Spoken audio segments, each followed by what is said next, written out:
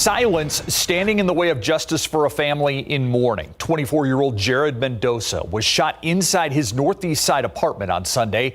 Tonight, San Antonio police are still looking for the person or persons who killed him. His death, one of more than 90 homicides in San Antonio this year alone. The night team's Patty Santos with the challenges community-based programs are facing as they try to combat violence, plus one family's plea for answers.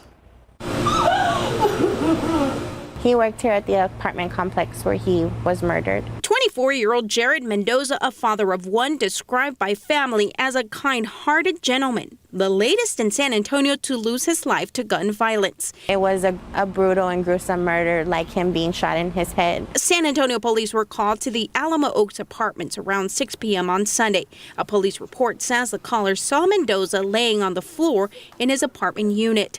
SAPD reports 94 homicides from January to August this year. They know who did it. The family says many neighbors told them what happened before and after the shooting. Because of the side of town that it's like and the environment and things like that, we're welcoming to talking to my mother about it, but don't want to come forward and talk to the police. Silence in a neighborhood traumatized by violence is where community violence intervention programs shine, says Jill Switzer with Texas Gun Sense. There's about 4 or 5 of these community violence intervention programs, and that's not enough for a state as big as Texas. Groups that have their ear on the ground and can intervene before guns come up.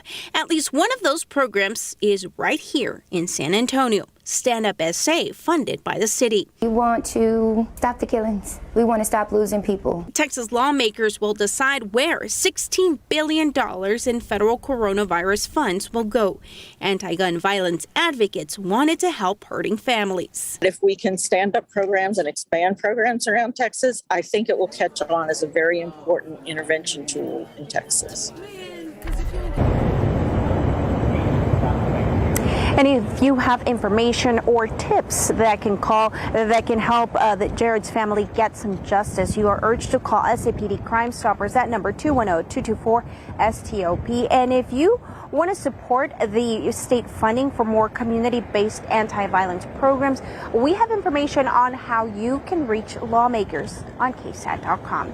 Steve, Myra.